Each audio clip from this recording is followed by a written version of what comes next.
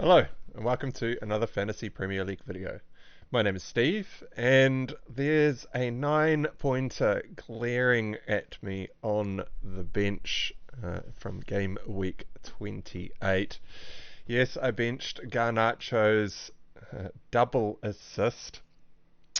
In hindsight, I maybe should have played him over Foden, but I did choose to go with Foden instead, given the form that the lad has been in. But unfortunately, he blanked in a match where he seemed to be taking up wider positions than what he had been playing in previous weeks, where he had been playing a lot more centrally. Now, Foden actually registered 0.44 XGI for the match, which is actually pretty decent, especially considering the opponent, whereas Garnacho actually only mustered a 0.32 XGI. So on the face of it, the decision looks to be correct.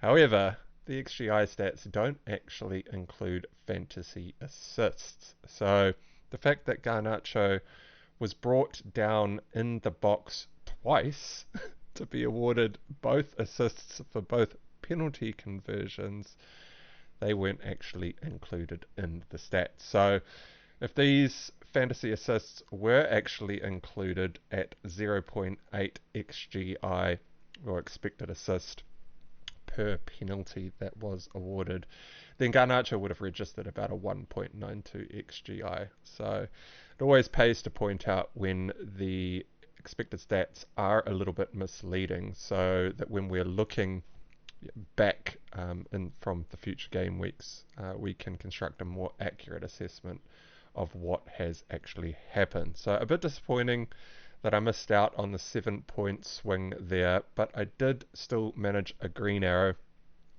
beating my safety score by quite a bit, and I've gone up 52 odd thousand places or something, up to 169,000. But what's really annoyed me from game week 28 is that I mentioned in the video last week that had I not copped the Senesi injury, my move, or my free transfer last week, was going to be to sell Watkins for Semenyo, but that I wasn't going to follow through with that move for a hit, as I was already bringing in Zabani. Zabani, by the way, I don't think he's scored all season, or probably not very often for Bournemouth at all, and he manages to come away with a goal. So we got pretty lucky with the Zabani goal, and for any of you out there that went with Kirkes, is pretty, well, sort of unlucky, I suppose, somewhat. I mean, we were aware that his minutes weren't too assured, and so the fact that he missed out on that second game is probably par for the course, but to be punished by a Zabani goal is pretty rough.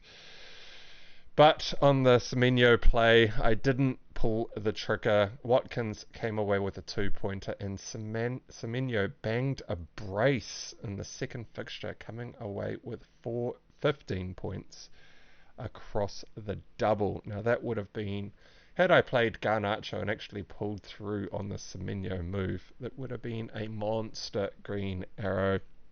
So I am a little bit annoyed, but it is what it is. But on Watkins, he actually only managed to last 33 minutes in the Europa League fixture this morning, coming off with what looks to be, it looked like it was a knee injury, and then it's being reported that it's a gash. So I haven't seen it properly yet, and I will be going to watch the Europa fixture, as I will need to have a quick look into Duran, just in case Watkins does miss out this fixture at the weekend. But in Emery's post-match press conference, he said there is still a small chance that Watkins makes the fixture on the weekend. If it is a gash on the leg, and because he did go down early on in the match, well, not early enough, went on to score the goal and then asked to be subbed off after that point at about 33-minute mark. So he was able to play through whatever was going on. We will need a little bit more information to see what is happening there. And to be honest, if the injury does rule Watkins out for the weekend, this will actually favour all the people who are free hitting this week, because anyone not free hitting will almost certainly have Watkins in their squad as just one of those banker players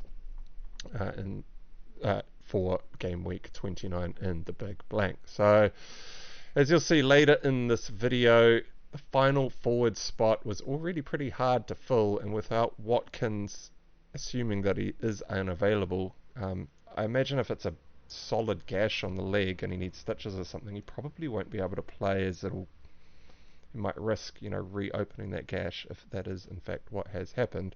As you can tell, it's pretty unclear at this point, but we'll just proceed as if Watkins may potentially be able to play. Now, this will actually be my last video for a couple of weeks, as we do run straight into the international break after blank game week 29. So before we get into it, make sure to give this video a like and subscribe to the channel if you find the following content useful. Right, so free hit 29. I have pulled the trigger. The free hit is locked in and all the players are floating about the place. So the core of this team, so I actually decided to free hit about game week 25, I think it was, about 4 or 5 weeks ago, give or take. And the team that I actually built about 4 or 5 weeks ago hasn't really changed too much with the team that I am going to be rolling with. Well, at least not the core set of players. So the core of this team is probably very similar to the core of most of the content creators out there, and that will be, Watkins and Tony up front, basically locks, I would say, in most free hit squads. Son and Madison in the midfield are probably the top 2 players to have in this game week. Pedro Porro, or maybe even Udogi in defense. I'm opting to go with Porro because he still comes with some set piece deliveries. Regulion will be in there as well, assuming that he is not injured. And that is basically the core of my squad. So everything, no matter what I do, those players will be in the side, assuming that there are obviously no one ruled out with injury. So if Regulion and Watkins both stay as is, they will both be in my squad regardless of what I do. So the template, well, I say template, but basically the most popular players that I have seen floating around in free hits on either Twitter or from other channels on YouTube, there are a few of these players that I am opting to go against, and we'll go through those now. So the first omission is Flecken from Brentford. Now he seems to be pretty much in every free hit team. Now the reason I am going against Flecken is I'm opting to use my final Brentford slot to go with the attacking upside offered by Roslev, and I think that Brentford have the best shot at a clean sheet this weekend. So I was always pretty much going to double up on the Brentford defence. So the team that I did build in game week 25 did have Flecken in net. But I think I'm also going to opt for the upside that Roslev will offer going forward. So if they keep a clean sheet and he comes away with some attacking returns, that will far outscore Flecken's either 2 or 6 pointer, which is what I think he will probably come away with this weekend. So that's Flecken, which means that I do I've gone triple Brentford. Bowen is probably the next big player. Now Bowen is actually a lock in pretty much all of the free hit teams that I have seen out there, and for relatively good reason. Bowen has been playing out of position up front in that number 9 slot for the last few games for the Hammers.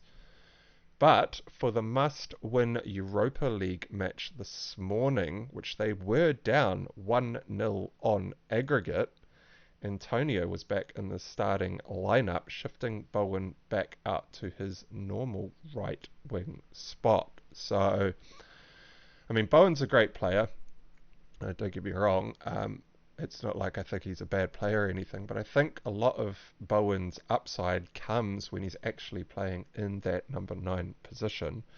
And considering that Antonio has come to start that Europa League match, Antonio was getting a little bit of minutes off the bench leading up until that point. I suspect that Antonio will probably start up front again this weekend, meaning that Bowen will be back out on that right wing spot. And additionally, Danny Ings also seems to be getting some minutes at the moment at the end of the fixtures. And actually, if you watched West Ham's game in game week 28, when Danny Ings is on the pitch, man, he knows where to be. Like, he is just, what a player, eh? If he just could manage to stay fit, he would probably be a prolific goal finisher. But with Danny Ings also looking to be getting minutes off the bench, I suspect that even in the later stages of the match when Antonio tires and probably needs to be subbed off, we'll probably see someone like Danny Ings coming back on. So I am opting to go against Bowen. I do want to go against some of the mainstays and a lot of free hit teams out there, and I think Bowen is probably one of the best players to go against. Now, the final spot, or the final player that seems to be a lock in pretty much all of the teams out there is Doughty from Luton, who I still have in my squad, but he is down in the first defensive bench spot, or second on my bench. Now, I think this is a pretty easy one to really go against, considering what has happened in the last fixture. So Luton have just conceded 4 goals in the second half against Bournemouth yesterday, and actually only have 2 full days rest before they play a fully rested Nottingham Forest, who their last game was actually 5 days ago. So Nottingham Forest are going to be well fit, well rested, coming up against a Luton team who have gone into the half winning 3-0 only to lose 4-3 in the second half. Probably pretty tired and drained from that game. The mental state is not going to be amazing either, and they've only got 2 days rest before they go back out. Now, I'm almost certain that Luton are going to concede in this match.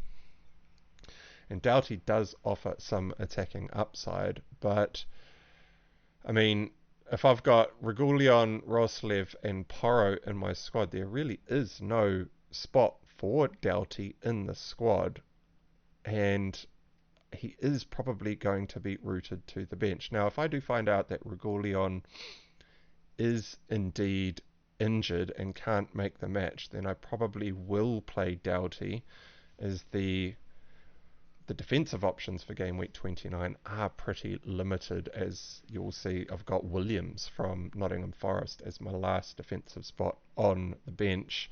Doesn't offer very much attacking threat. This is really just a punt on hoping to keep a clean sheet, and I think Nottingham Forest probably have the second best chance of keeping a clean sheet this weekend, which is why I've opted for Sal's in net in the place of Flecken.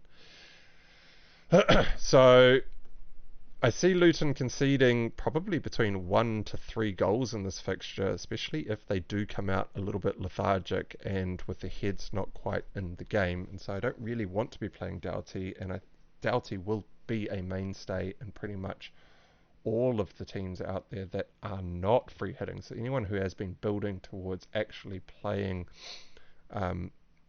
with game week 29 players and not using their free hit will almost certainly have Doughty in their squads, and he is the kind of player that I would look to go against. Doughty did only manage 5 points across 2 games in the double last week, which is slightly more than what I predicted in the comments last week, which was I thought Doughty would probably come away with a 2-pointer and then a 1-pointer, but he did pick up an assist in that second fixture. So moving on to the differentials then. So I have put Gibbs White in the midfield, and I'm happy to jump on the Forest attack as one of my differential spots, given what I have just discussed about Luton's defensive prospects. think Luton concede a few goals here, probably won't have their heads in the match. Gibbs White's pretty nailed on, comes with a little bit of open play threat, but is also on penalties. But it's mainly just the penalties that has him in my team. I don't really see anything outstanding about the player. He's an absolute workhorse. I've seen him all over the pitch in the little that I have watched of Nottingham Forest. He seems to be the engine that makes Nottingham Forest tick. But the fact that he's on penalties is basically the reason that I am going with him in my free hit squad. Now, I did really want to go with Elanga for the spot instead of Gibbs White, but given the recent benching against Brighton, I'm swerving Elanga as I have absolutely no idea as to whether or not he is going to start this weekend. So next in my list of differentials that I've got in here is Kudus. Now, I have watched a bit of Kudus a little bit earlier in the season. I was very impressed with his runs and shot selections in the game time in which I have seen him play. He also has some pretty exceptional dribbling abilities, which you can see on display in the Europa League fixture this morning, in which he ran 3/4 of the field at pace to score West Ham's 4th goal. He then topped it off with a brace with a great strike from just outside the 18-yard box, megging the defender, striking it off his laces with power to beat the keeper at his near post. I mean, these are the kind of things that I was seeing early season from Kudus. Looks like he's still got it in his locker and nothing has changed. And so I am more than happy to go with someone with that level of skill and who will be probably a pretty big differential even amongst free hitters this weekend, as I think. I mean, this is the Bowen spot, really. Everyone will have Jared Bowen in here, and I don't know if many will want to double up on the West Ham attack, and so I doubt Kudus will actually be in many teams. Now, he's in form and running into a Villa team who have been giving up a lot of chances in the last 5 fixtures, and so I'm hoping that he will thrive in this match. Now I don't actually know if you can call Douglas Luiz a differential, but he does seem to be a bit of a differential for free hitters. Lots of free hitters are actually opting to go against Douglas Luiz. Now, many managers out there who are not free hitting will probably have looked at Douglas Luiz and thought he's an easy player to chuck in for the run across to GW29. He's on penalties, nailed on, does have some open play threat, albeit not too much. But I don't really, I mean, he's on pens. Aston Villa are a great attacking side. He does come with some open play threat, and so I don't understand why more free hit managers aren't actually putting him into their squads, but it is what it is. So he will probably work out to be a little bit of a differential, but maybe not amongst those who are not free hitting. And that is pretty much all the differentials. Now, on the bench, I've got Williams in last spot. Honestly, filling out the defensive line for game week 29 is pretty rough. Like, I don't really like a lot of the options. I do like Regulion, I do like Roslev, and I do like Porro and Udogi, but I don't really like anything else. Like, I just don't see any good upside shouts out there. So Williams is just in there in case we get really unlucky and have to go 3 deep into the bench, and hopefully he comes away with a clean sheet. And the final man is Muniz. So Muniz on the bench is probably the best looking striker from the available fixtures, but it is the opponent of Spurs that has him sitting on my bench. So I think he is probably the best striker just as a player, but he does have probably the hardest fixture of the game week. So I am actually hoping that Spurs keep a clean sheet this weekend, because I have got Pedro Porro in my squad, and I do think they have a relatively good shot at keeping a clean sheet. But if Spurs do not keep a clean sheet, Excuse me. Then I'd actually put my money on Muniz as the man most likely to be scoring in that fixture. Now, if I wasn't already tripled up on Brentford, the next closest player here would probably be Wissa. Oh, excuse me.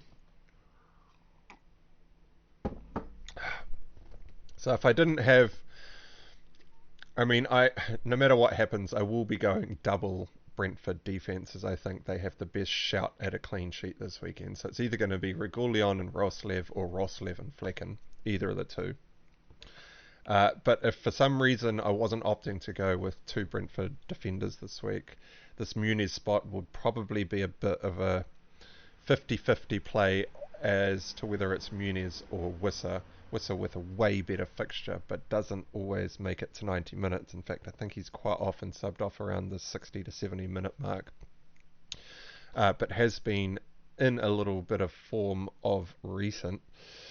And of course, if Watkins is actually out this weekend with the gashed leg and he is not able to play, then it will be Muniz that will be coming in for me off the bench. So this first spot is actually a lot more important for the free hitters this week, as there's every chance that Watkins does miss out this game. If it's a proper gash and he needs stitches and it's unplayable at the weekend, Muniz will be coming in off the bench because Watkins will obviously miss out completely. Now, the only other player that I might potentially consider instead of Muniz, now I am actually putting a lot more thought into this spot now that we've heard about the Watkins injury this morning, is I will be taking a look at Duran's game time from this morning's fixtures. He was the man that came on for Watkins in that Europa League match and did actually score a goal. Now I know nothing about Duran, so I do need to sit down and watch the 60 odd minutes of game time plus stoppage that he did get in the fixture this morning, but I did not have enough time to do that before I jumped on camera today.